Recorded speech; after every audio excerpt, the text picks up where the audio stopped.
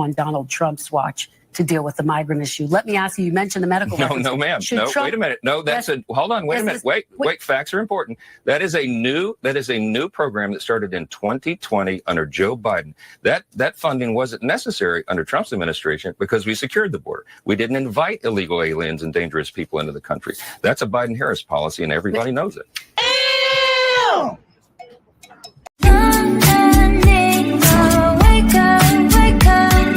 What's up, everybody? It's your girl Micca, and we're back for another Red Cup Talks because y'all know when we have the Red Cup, we're about to spill some truth. And the truth is, it's an all-out blitz on men. Black men, white men, Hispanic men, it doesn't matter. Men. It's an all-out media war on men to get you to vote for Kamala Harris. Why are y'all not voting for Kamala Harris? I know why, but the media seems to play dumb. Well, here at the Red Cup, we don't play dumb. We just speak the facts. So let's get right into it. They're pulling out the big guns. And what do I mean by the big guns? Lies, Obama, and Jim Crow. Oh, my. Are you concerned about black men voting for Trump or staying home? Well, thank you very much for having me. Yes, I am concerned about black men staying home or voting for Trump. But my concerns don't tend to keep me from being energetic about this campaign. Because I was in Michigan campaigning with Debbie last weekend. I thought our swing through Michigan was very, very effective. I met with black men. I met with black religious leaders. I met with black union leaders. And quite frankly, I think we had very frank and direct discussions. And I don't see and feel what I'm reading about in news reports. Yes, black men, like everybody else, want to know exactly what I can expect from Harris administration. And I've been very direct with them. I've also contrasted that with what they can expect from a Trump administration.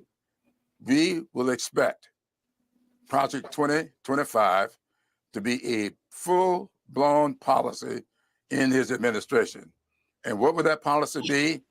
I described it on the first night of our national convention, and I've been describing it that way ever since. It will be Jim Crow 2.0.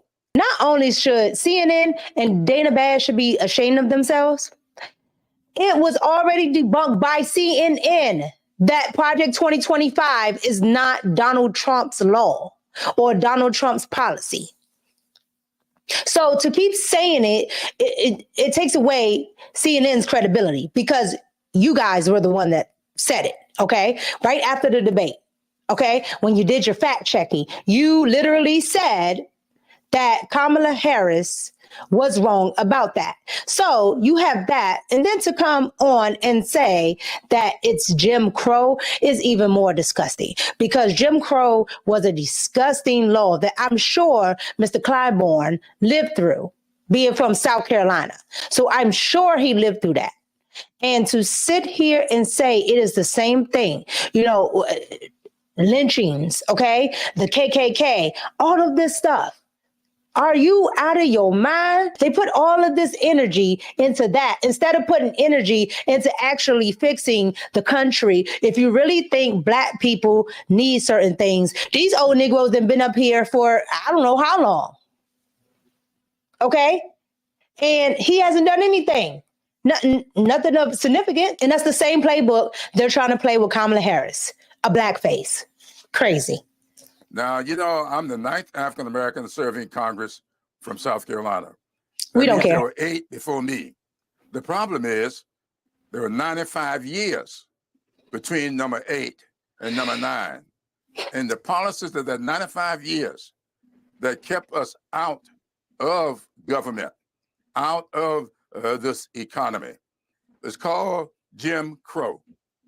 And if you look at Project 2025, it will be Jim Crow 2.0. And I am amazed at the number of people who actually are interested in contrasting that. And I think that we had a lot of success up in Michigan being able to explain that.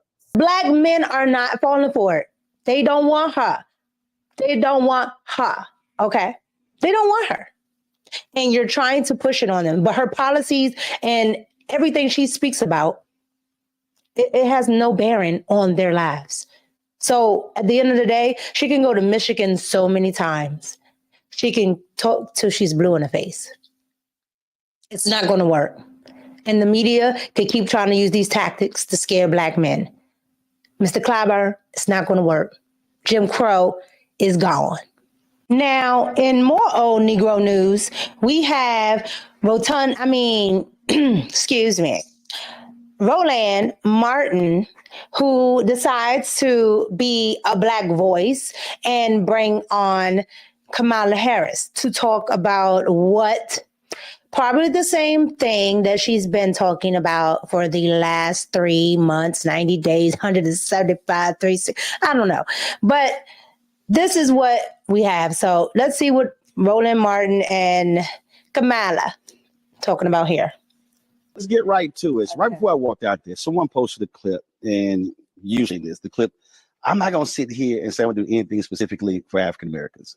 But folk don't talk about what you said right before when you said that public policy that benefits Black folks, it benefits everybody else. Right.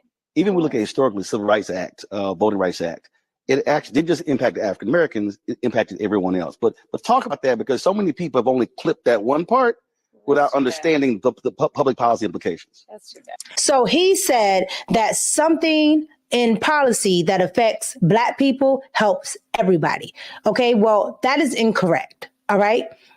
And the reason why this is incorrect, because if we're talking specifically about the civil rights bills, those were introduced by Republicans, not by Democrats. OK, and it didn't come about in 1964. It came about way before that, during the 60s, because they were trying to get rid of Jim Crow. The Republicans, that is. The Democrats struck every last bill the Republicans put up about redlining, about racial discrimination, about economic discrimination for Black people. They struck them down. So all of this, the party changed when Roland was born?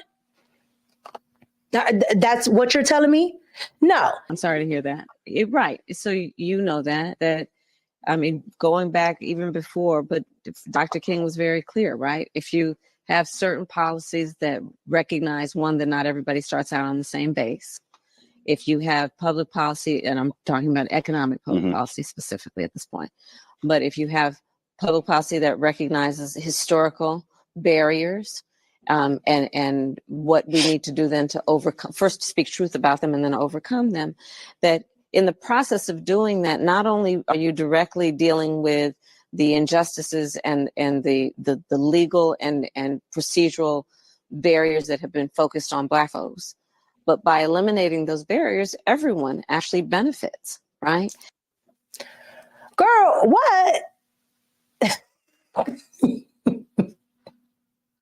Missed me with this. Let's move on to another part that she's talking about here in Roland stuff. My work is about looking at small businesses, knowing they're the backbone of our economy in the neighborhood, in communities, and giving folks an extension of a tax deduction. So it's not just $5,000 for a startup small business, but $50,000, because nobody can start up a small business on $5,000. I'm glad you mentioned small business. I was talking to a Black restaurant owner in Houston, and we were talking about the corporate tax rate. Yeah. And one of the things that he said was, he said, listen, I'm looking at her proposal. I'm looking at what was the place beforehand. He said, because when it got cut, it puts $500,000 in my pocket. Yeah. When I was in Georgia, Senator Warnock's campaign 2022, a Black woman said, hey, she said, I get reproductive rights. She said, I'm not having any kids, but I do care about taxes. Yeah. And so that's one of the things that I'm hearing from a number of African-American business owners who are saying, okay, what will Vice President do if she's president deal with corporate tax rate? And so you talked about increasing it. Will that mean a certain cap? So let's say if you 50 million, 100 million revenue or less, will that go up, or will that corporate tax rate apply to all businesses? So first of all, the corporate tax rate years ago was in the 30s. So I'm not doing that. But in terms of tax cuts for middle-class families, my agenda is all about tax cuts for middle-class families and no tax rate hike for anybody making less than $400,000 a year. But my approach is also about giving 100 million Americans a tax cut in terms of middle class tax cuts. Donald Trump, on the other hand, first of all, like he did before, he will do again and has pretty much pledged that he will give a tax cut for billionaires and the biggest corporations. Donald Trump has indicated that basically what I call a Trump sales tax will be in place, which is a 20% tax on everyday goods and services, which economists have estimated will cost the average American family $4,000 more a year. Goldman Sachs, including the small businesses. Of course, Yeah. including small businesses. So much word salad right there. All right.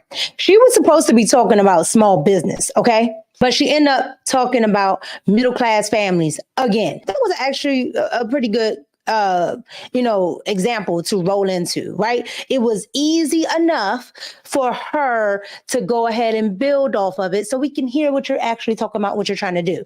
It was a woman, just in case you forgot, because when she does that word salad, you forget what she's talking about, okay? You literally saw me pull out my phone. I have to write it down just to keep up. All right. So here's the thing. He gave an example of a woman. She's not having kids, so she's not worried about abortions. Okay. She's not worried about that. She's not having kids. She's not worried about abortions, but she is worried about taxes. She's a small business owner. What's your plan on tax hikes? She goes, well, back in the day, it was in the 30s, and I'm not doing that. But my plan gives middle-class families. Man, we're not talking about middle-class families. We're talking about your tax plan for small businesses. Well, your tax plan for small businesses, okay, would hike up taxes. All right. And not only that, you plan on taxing unrealized gains. Okay. If you have a business and then you have a potential of earning, let's just small numbers, $500, but you haven't earned it yet, right? But that business has that potential of earning that. She plans on taxing that. Okay. That is what that is. It's ridiculous. So if you are a Black woman talking about small businesses, because Black women tout being entrepreneurs and the newest entrepreneurs, well, guess what? Madam VP right there, Kamala, is going to definitely raise those taxes. You look at what he is proposing in terms of cutting, if you look at the cost that middle class families bear, healthcare costs. We have capped the cost of insulin at $35 a month for seniors. Oh my God. Here we go with the lies. I got to pull out my phone, guys. And I'm going to bring this up in a different video, but when she says this, it's so disingenuous because she didn't even come up with it.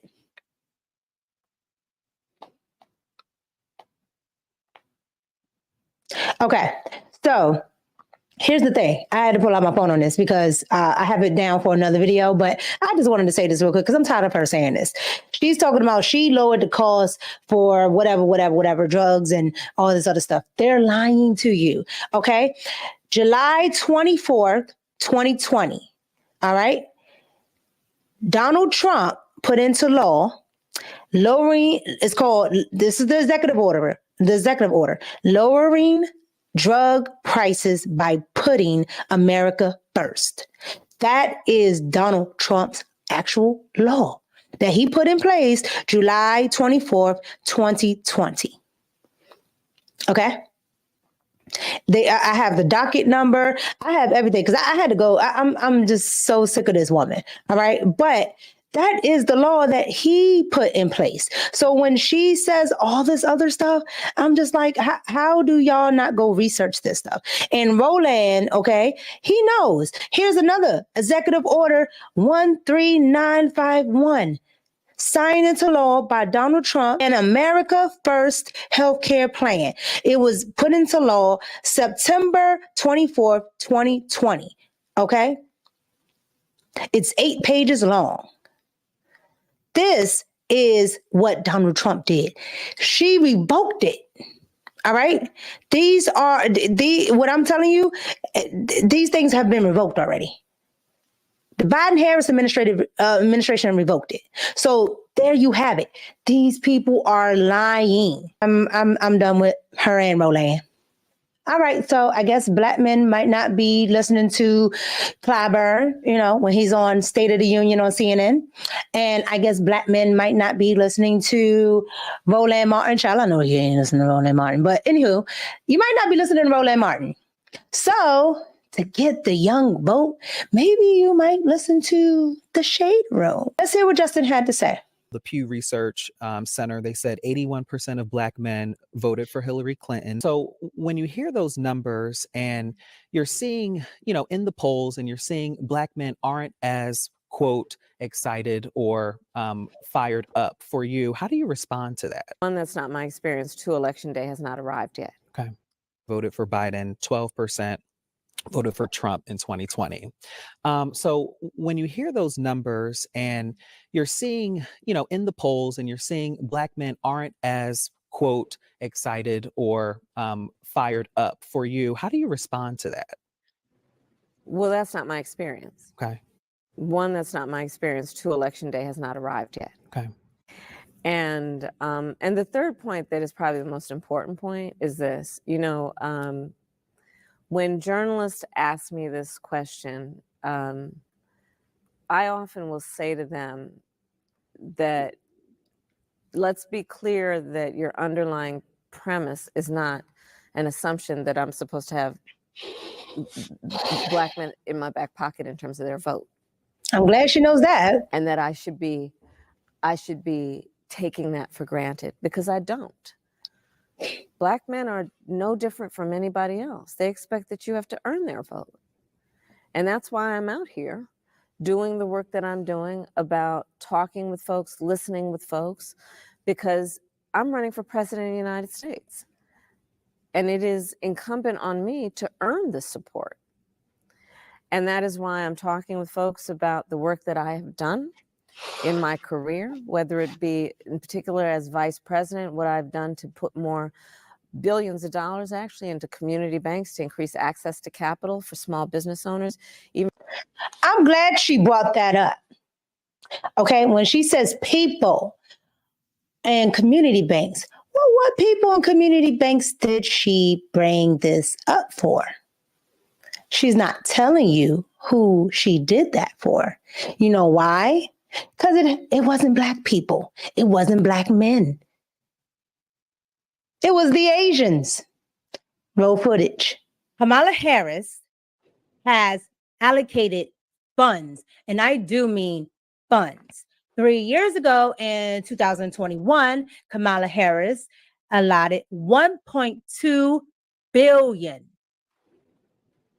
to the AAPI community to help fund banks, small business, and other ventures that Asian Americans want to do here in America. Special roundtable discussion specifically for Asian American business owners during her visit today. ABC 7 News reporter Suzanne Fawn talked to one owner about what small businesses need right now.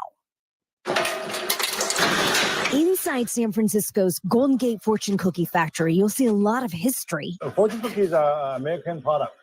It's a San Francisco invention. And a lot of freshly baked treats. We have to fold each cookie by hand. Owner Kevin Chan says it takes long hours and a lot of hard work to run his 6-year-old business. To save on labor costs, his mother, the woman in purple there, often helps out.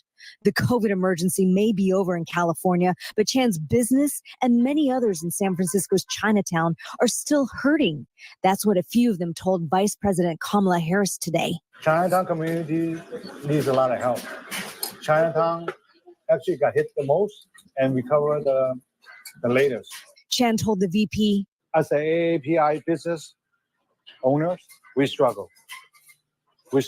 So she was able to tell the AAPI business owners to meet with her, and they were able to tell her that they are struggling and they need what?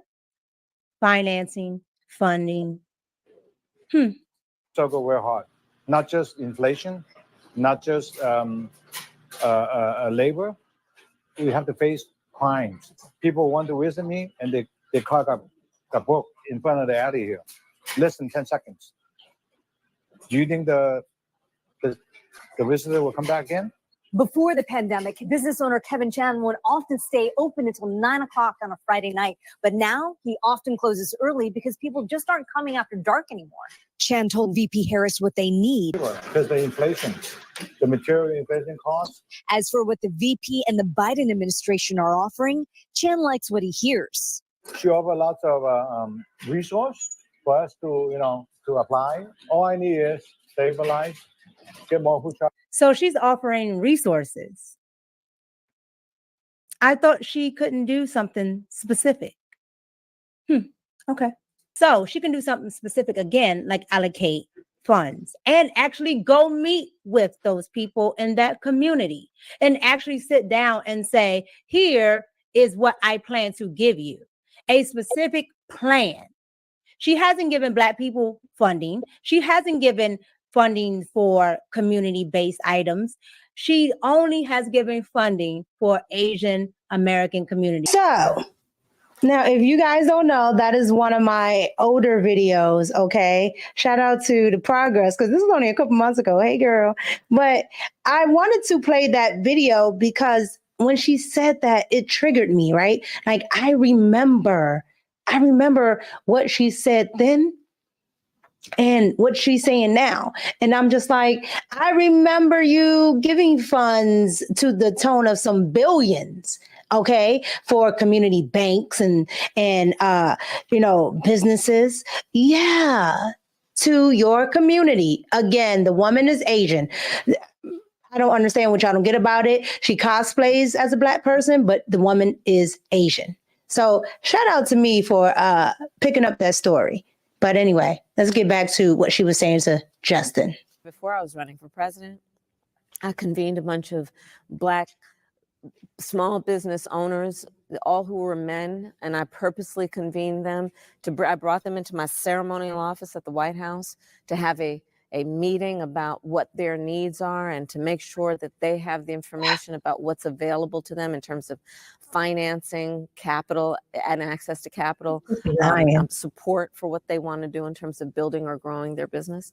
So that's the kind of work I will continue to do. But here's the other thing that I think is equally important, is pointing out that there are two very different visions for our nation that are being presented to voters right now. On the one side, you've got Donald Trump, who wants to take us backward. Donald Trump, who, let's not forget, when he was renting his apartments and his property, refused to rent to Black families.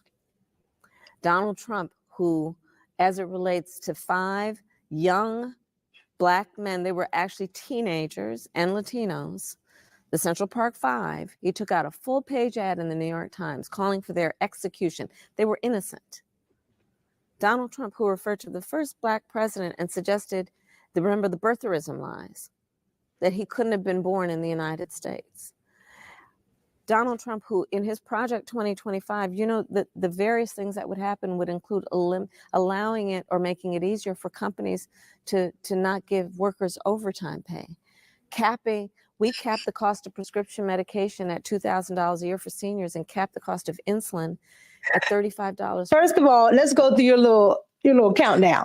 1, he did take out an ad on the Central Park 5. I don't know why we keep talking about this, because he was a private citizen, but he did take out an ad on the Central Park 5 and said that they were guilty. But everybody thought that they were guilty. They got convicted. Their parents made them sign. We all seen the movie, okay? Their parents made them sign to say that they were guilty. And the justice system there is democratic. So that doesn't help your argument, ma'am. And at the time, he was a registered Democrat. He was just doing what y'all normally do. She keeps talking about Project 2025 like everybody else. Keep talking about Project 25. She talked about it just with Roland Martin. And then Clyburn is talking about it. All the Democrats are talking about this. I don't understand why. Like, why do you keep harping on it when you know it's not true? But she's just going to say whatever she's going to say because some people are just not going to research it. But I keep telling y'all going to stop playing with me, because when my cup is full, I'm going to fill yours up too. We're going to pour and we're going to talk about this lady because she likes to lie. Okay. But I'm done with her and Justin because she's not saying anything that we don't already know already. The lies were, I capped this, you're capping. Okay. So the first line of attack was attack black men for not doing what they're supposed to do. They're not towing the line. Obama told you, and now we have the media. We have Clyburn from South Carolina. We have the rest of the media telling you, hey, you need to be doing this. And she's doing full-on black male media blitzes, right? So you need to get on board. Now, let's go to who they also don't like and who they actually really hate, white men. And their favorite new person to beat up on, none other than J.D. Vance. Here we go. But I want to, we played some other comments about migrants, including in Aurora, in Colorado, where Trump said the city had been invaded and conquered by Venezuelan gangs. The Republican mayor of the city said flatly the city and state have not been taken over or invaded or occupied by migrant gangs. So do you support Donald Trump making those claims that the Republican mayor says were grossly exaggerated and have hurt the city's identity and sense of safety? I understand what you're saying, that some people left behind, but he's making these statements that the mayor is flat out disputing. Well, Martha, you just said the mayor said they were exaggerated. Grossly exaggerated. That means there's got to be some element of truth here. And of course, And he's absolutely correct.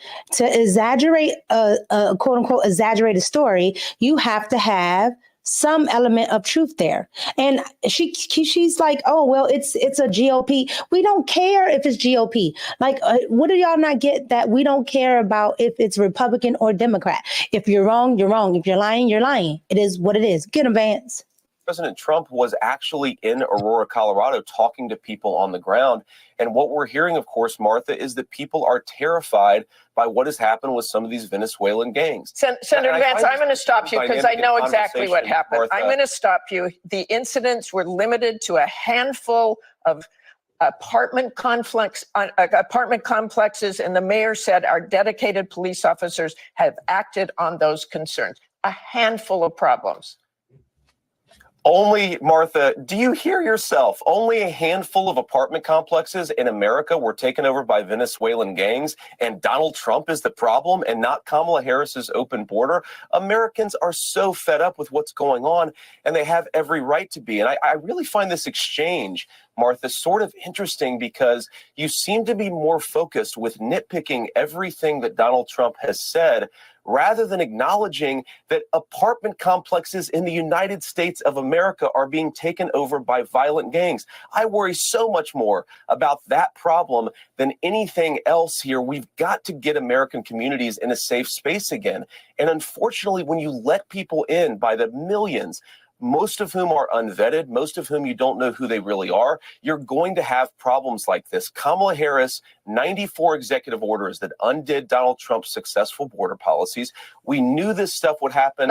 They bragged about opening the border, and now we have the consequences, and we're living with it. We can do so much better, but frankly, we're not going to do better, Martha, unless Donald Trump calls this stuff out. I'm glad that he did. Okay, let's just end that with they did not invade or take over the city, as Donald Trump said.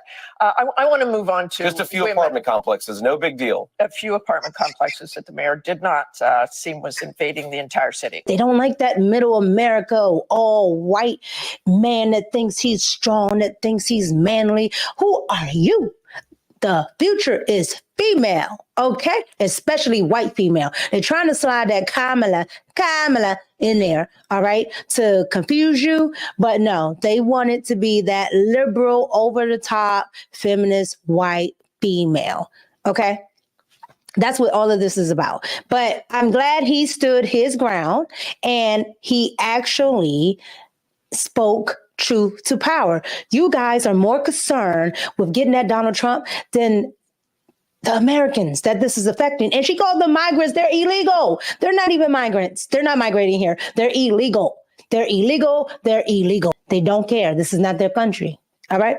We're going to continue with their favorite white man that they love to hate. All right. J.D. Vance. They do not like J.D. Vance. And when I say they, I mean the Democrats. I mean the establishment. He is that representation of the middle class, white, middle American. And that type of family structure. He's a Christian. He has a family, right? And he wants to provide and take care for his family.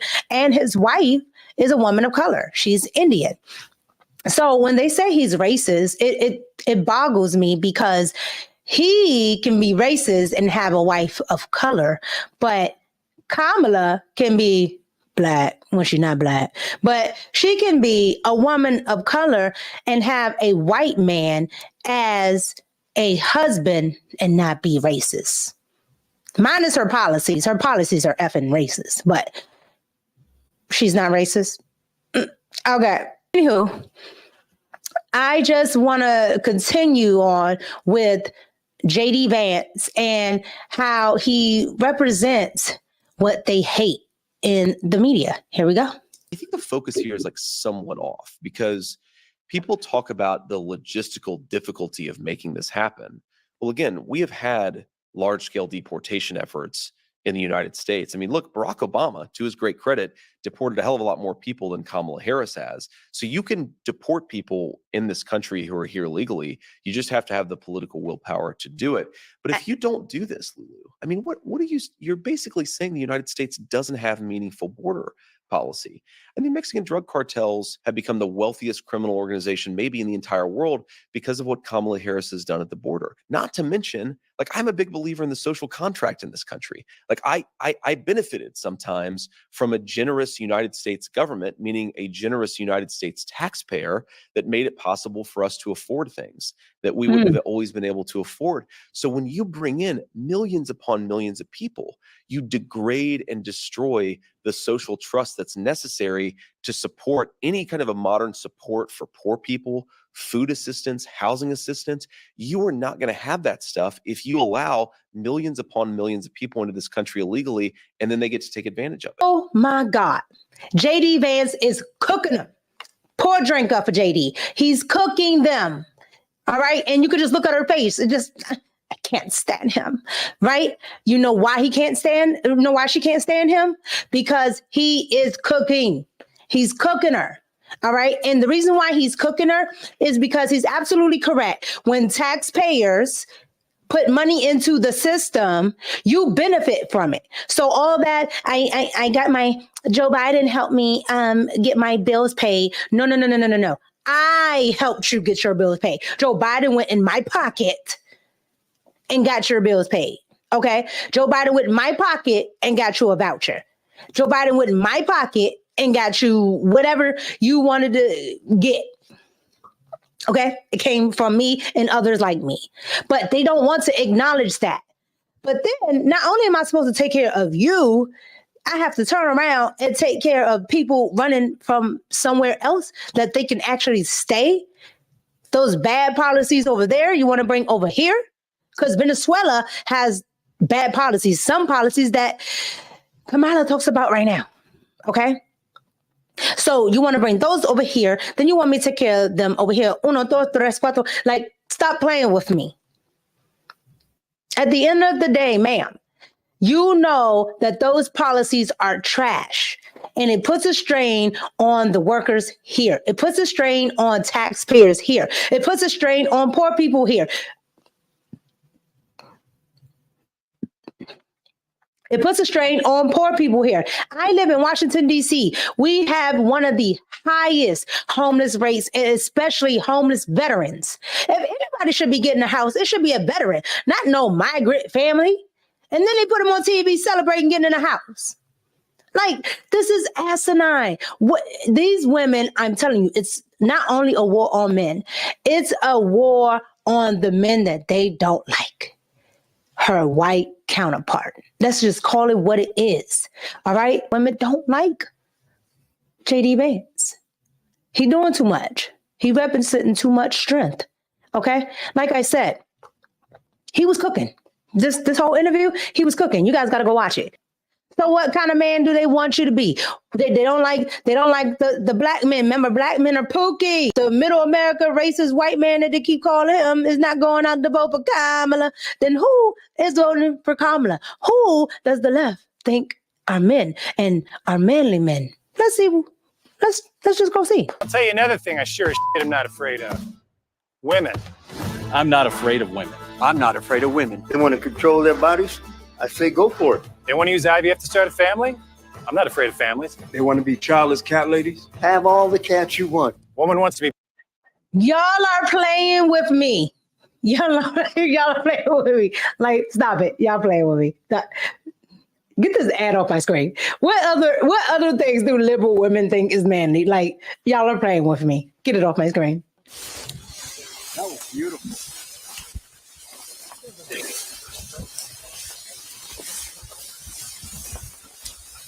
Every vice president joke ever made was about to be made right there. So you know it. And I was just like this. Turned it into a feather pillow. Really hard. So, because it was right early, the first opener, and I'm like, oh, I want to shoot. This time I had it when I was a young kid. My grandpa, he was outside. Tim. No, forget it. No, Tim, no. Ladies, the dog is the only alpha male out there. Okay? Because Tim ain't it. So you got that ad and you got Tim. Ciao. Okay, so last thing I want to get into is the speaker. Okay, Speaker Johnson was on Meet the Press. All right. Like I told you, it's a full out blitz on men. Black men, white men, Latino men, it doesn't matter. It's a full out blitz on you. Okay. Latinos got it last week with the Santas. Okay. But it's a full out blitz. It's all men's fault, right? Y'all won't get on board. Y'all not on code. Speaker Johnson was on Meet the Press. Let's hear Speaker Johnson. Let's go. That's why Donald Trump We should note, elected. Republicans are going to win the Senate and the House. Mr. Speaker, we should note that FEMA funds were actually redirected on Donald Trump's watch to deal with the migrant issue. Let me ask you, you mentioned the medical records. No, ma'am. Should No, Trump- wait a minute. No, that's hold on, wait a minute. Wait, facts are important. That is a new program that started in 2020 under Joe Biden. That funding wasn't necessary under Trump's administration because we secured the border. We didn't invite illegal aliens and dangerous people into the country. That's a Biden-Harris policy, and everybody knows it. Mr. Speaker, it did happen under Donald Trump's watch, but let me just ask you about medical records since you No, we raised did. them. No, Kristen. Should Donald no, we Trump did not. release That all is of a his medical brand records? New account. Should Donald Trump release all of his medical records? He Mr. has. Speaker? He issued the records of his physicians. Kamala Harris issued her medical records as diversion because she's desperate because she's sinking in the polls. Donald Trump's health is on display. Everyone in America can see it. The man works nonstop. He never quits. He probably sleeps 4 hours a night. He doesn't require as much sleep as the average person. He's an unusual figure. And this is the strength that we need in a time like this. We're in the most dangerous moment since World War II. You have to have strength. You have to have a steady hand. You have to have a commander-in-chief that our allies respect and our enemies fear. They do not fear Kamala Harris. He said they do not fear Kamala Harris. Now, you know you done set the feminazis off. Then you done set them off. You cannot say that a woman, okay, especially a woman of color, is not strength. Okay? You know you can't say nothing about strong and strength. Ugh. You don't know this, Johnson? Gosh. But he makes a great point. Like, nobody's scared of Kamala Harris. Nobody's scared of Kamala. Nobody's scared of Kamala. Nobody. All right? Literally, Trump showed a whole terrorist his house and was like, I'm watching you, champ. I'm watching you. I'm watching you. Let Kamala get up there. We're watching him. Cap. Okay? Anytime the Russian president say, yeah, I want you to win. You think it's because he likes you? Ma'am, nobody believes you. You need more people. Fear Donald Trump. Mr. Speaker, That's what people are going to vote on. Just to be very clear, he hasn't released all of his medical records. He released 2 letters. Should he release the results of the cognitive it's test? unnecessary. He's on display every minute. So it's unnecessary. You can see that he didn't release his medical records. You don't want to know things like his cholesterol level, whether he's dealing with any. We don't care about his cholesterol. That's up for him and his doctor. The media, especially in that last segment you just saw, the media is, concerned about Donald Trump and his medical records. Okay. Now, what she pointed out is cognitive and if he, his cholesterol, you have a whole president skipping upstairs. Okay. Like, how do you fall up, my G? How do you fall up? You fall up because he's not competent and he's not coherent. However, the media, NBC included, this lady included, Dana Bash, all of these people said he's doing great. The VP said, oh, he runs circles around all of us. BS. That man don't run circles nowhere. He was asleep on the beach while people were floating in the water in the hurricane. Like, stop playing with us. Like, just stop. Okay, we understand what he is not, what she is not. And now they want to use medical records. Then they want to talk about age. Why do women want to play this game on age? Didn't the liberal media fire Don Lemon for him suggesting that some woman was old? I remember that. Okay, Meek, don't forget nothing. You literally said you can't speak about a woman's age, but we could talk about bad man's orange age. Like, y'all are hypocrites.